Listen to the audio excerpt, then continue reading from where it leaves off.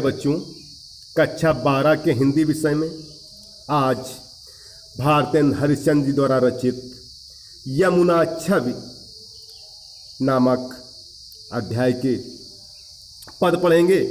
देखिए पहला पद, तरन तनुजा तट तमाल तरुवर बहु छाए, झुके कूल सो जल परसन हित मनहु सुहाए, किधो मुकुर मैं लखत उझक सब निज निज शोभा, कै प्रणवत जल जानि परम पावन फल लोभा, मन मनु आतप वारन तीर कौ सिमिट सबय छाए रहत, के हरि सेवा हित नय रहे निरखि नयन मन सुख लाहत।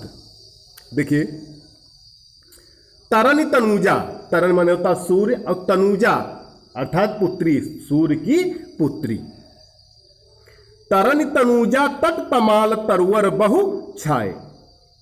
भारतेंद्र हरिश्चंद्र जी कहते हैं कि सूर्य की पुत्री यमुना के किनारे तमाल के बहुत से वृक्ष छाए हुए हैं। सूर्य की पुत्री यमुना के किनारे तमाल के बहुत से वृक्ष छाए हुए हैं। झुके कूल सो जल परसन हित मनहु सुहाए, वे किनारे से जल की ओर झुके हैं, वे किनारे से जल की ओर झुके हैं। उन्हें देखकर ऐसा प्रतीत होता है, उन्हें देखकर ऐसा प्रतीत होता है कि वे जल का स्पर्श करने के लिए ही झुके हुए हैं। उन्हें देखकर ऐसा प्रतीत होता है कि वे जल का स्पर्श करने के लिए ही झुके हुए हैं। किधौ मुकुर मैं लखत उझकी सब निज शोभा, वे उझक उझक कर जल रूपी दर्पण में, मुकुर माने दर्पण, वे उझक उझक कर जल रूपी दर्पण में अपनी शोभा को देख रहे हैं। वे उझक उझक कर जल रूपी दर्पण में अपनी शोभा को देख रहे हैं।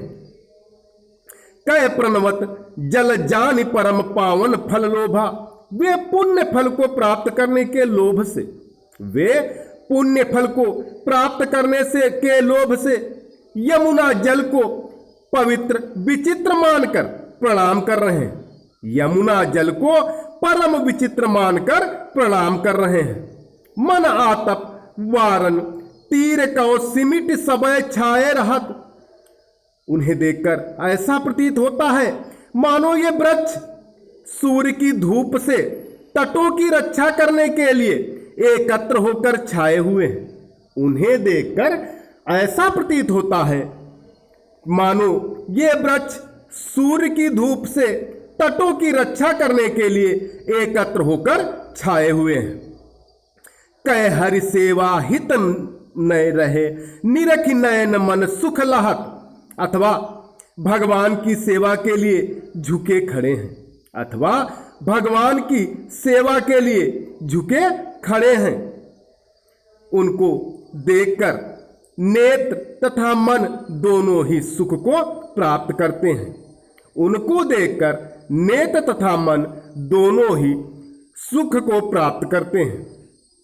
आगे देखिए, तीन पै जेहि जिन तेहि पै जिन छिन चंद ज्योति राका निस्यावती, जलमय मिलकै नभ अवनी लो तान तनावती, होत मुकुरमय सबय तबय उज्जवल इक शोभा, तन मन नयन जुड़ात देख सुंदर सो शोभा, सो को कवि जो छवि कही सके, ताछन जमुना नीर की मिली अवनी और अंबर रहत, छवि एक सी नभ तीर की।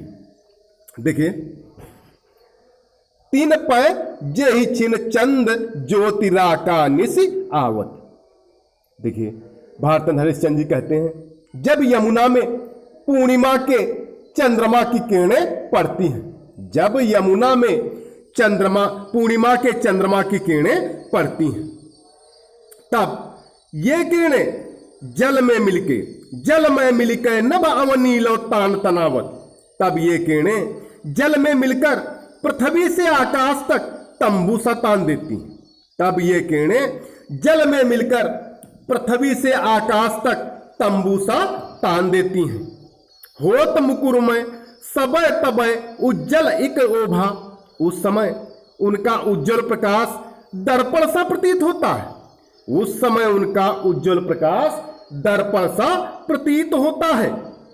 तन मन नयन जुड़ात देख सुंदर सो शोभा।